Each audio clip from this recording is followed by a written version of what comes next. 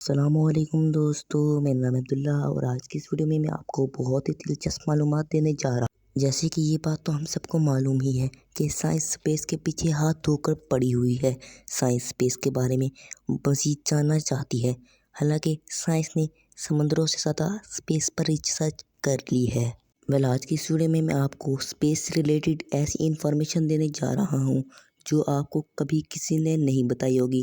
تو شروع کرتے ہیں اپنا کاؤنٹ ڈاؤن۔ دوستو، اگر ہم لوہے کی بات کریں تو اگر ہمیں زمین پر لوہے کو جوڑنا ہوتا ہے تو ہمیں اس کے لیے ویلڈنگ ہی کرنی پڑتی ہے۔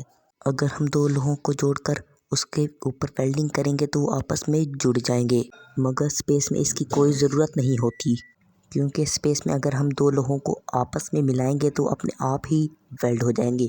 اس ویلڈنگ کو انگلش میں کولڈ ویلڈنگ بھی کہا جاتا ہے۔ دوستو، اگر ہم آسمان کی بات کریں تو ہم آسمان کی طرف دیکھتے ہیں تو ہمیں نیلا نظر آتا ہے۔ یہ ہمارے زمین کی ایٹماسفیئر کی وجہ سے ہوتا ہے، مگر اسپیس میں ہمیں آسمان کالا نظر آتا ہے۔ دراصل ہم جب آسمان کی طرف دیکھتے ہیں تو ہمیں اسپیس نظر آتی ہے، لیکن ایٹماسفیئر کی وجہ سے وہ ہمیں نیلی نظر آتی ہے، جبکہ اسپیس میں اسپیس مکمل طور پر بلیک ہوتی ہے۔ دوستو، اگر آپ نے سورج نکلتا ہوا یا غروب ہوتا ہوا دیکھا ہوگا تو آپ کو معلوم ہوگا کہ یہ نظارہ کتنا خوبصورت ہوتا ہے۔ ہم ایک دن میں یہ منظر ایک بار ہی دیکھ سکتے ہیں، مگر زمین سے 400 کلومیٹر دور انٹرنیشنل اسپیس اسٹیشن پر یہ نظارہ ایک دن میں 16 دفعہ دیکھنے کو ملتا ہے۔ یہ واقعی کمال ہے۔ اور دوستوں، میں آپ کو بتاتا چلوں کہ اگر آپ یہ سوچ رہے ہیں کہ اسپیس سے اوپر ریلیٹڈ سرچ سائنس نے 50، 20 یا 30 یا 60 سال پہلے کی ہے تو آپ غلط ہیں۔ جیلینیو نے 400 سال پہلے ہی اسپیس دیکھ لی تھی اور اس کے اوپر ریسرچ شروع کر دی گئی تھی۔ یہ واقعی کمال ہے۔ دوستو، اگر عورتوں کی بات کریں تو عورتیں آج کل کی دنیا میں ہر جگہ موجود ہیں اور وہ ہر عہدے پر فائز ہیں، جبکہ ایک عورت جس کا نام ویلنٹینا کولسٹرونا تھا، وہ عورت اسپیس میں جانے والی پہلی عورت تھی۔ دوستو، اگر آپ اسپیس سوٹ کے بارے میں جانتے ہوں گے تو آپ اس کی رقم کے بارے میں جاننے میں انٹرسٹ رکھتے ہوں گے۔ کیا آپ کو پتہ ہے کہ اسپیس سوٹ کے بغیر انسان اسپیس میں نہیں جا سکتا، اور چلا جائے تو وہ مر جائے گا، اور اس لیے اس سوٹ کو بنایا گیا ہے، اور اس سوٹ کی ایک سوٹ کی قیمت $12 ملین ہے۔ جی ہاں، $12 ملین۔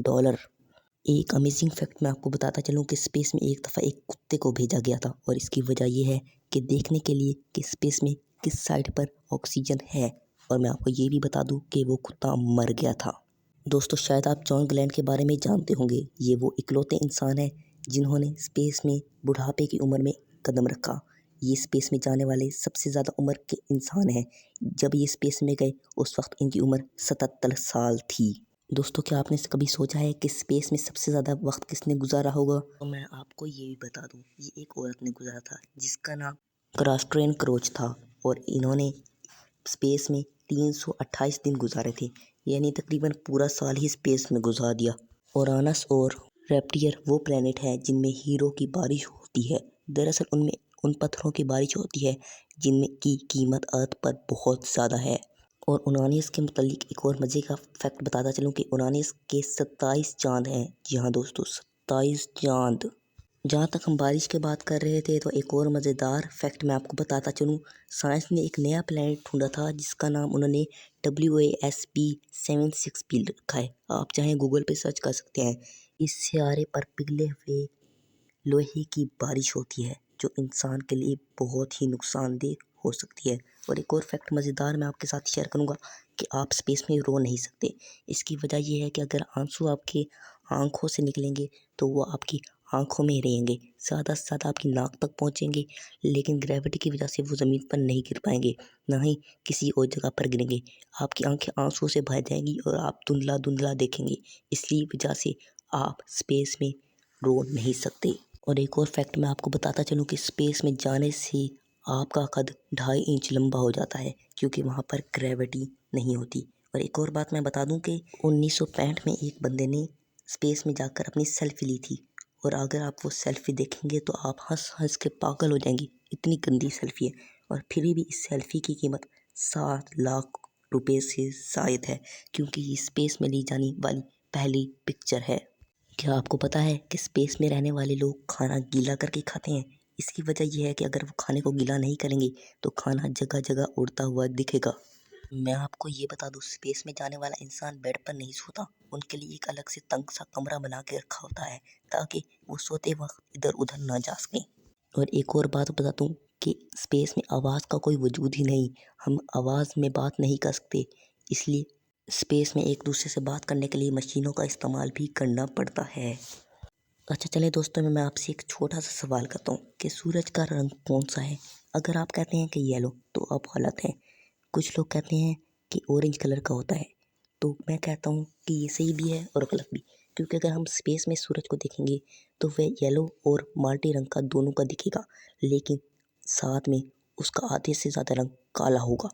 اس کا یہ مطلب ہے کہ اسپیس میں دیکھنے سے سورج کالا نظر آتا ہے۔ چلے ہم بات کرتے ہیں دنیا کے زبردست عجوبے اور دنیا کی سب سے بڑی دیوار چین کی۔ جی ہاں دوستوں، دا گریٹ وال آف چائنا۔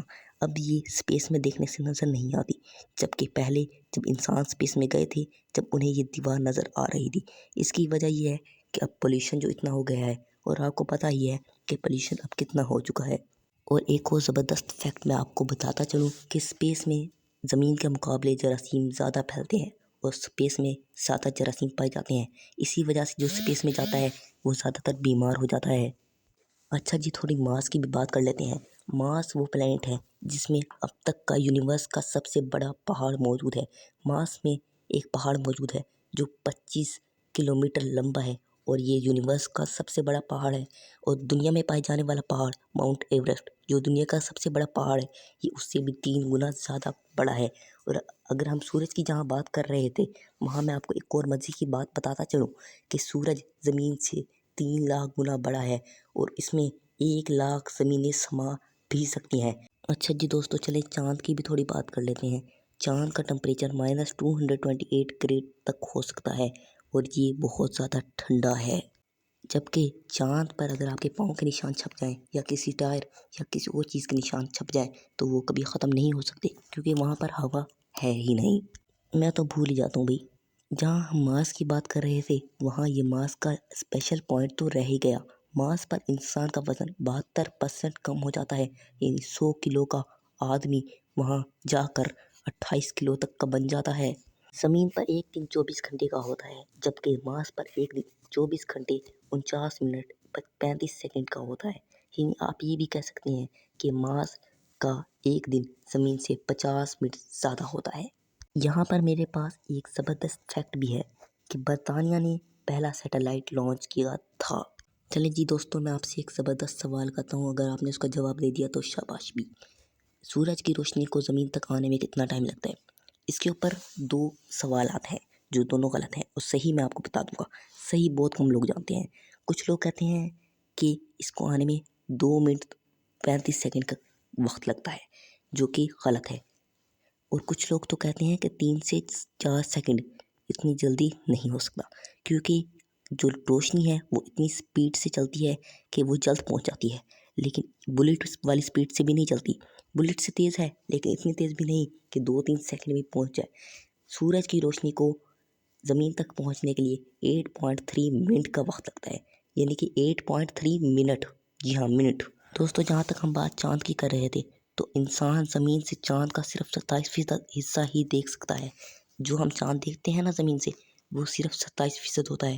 پورا چاند زمین پہ کبھی بھی دیکھا نہیں جا سکتا۔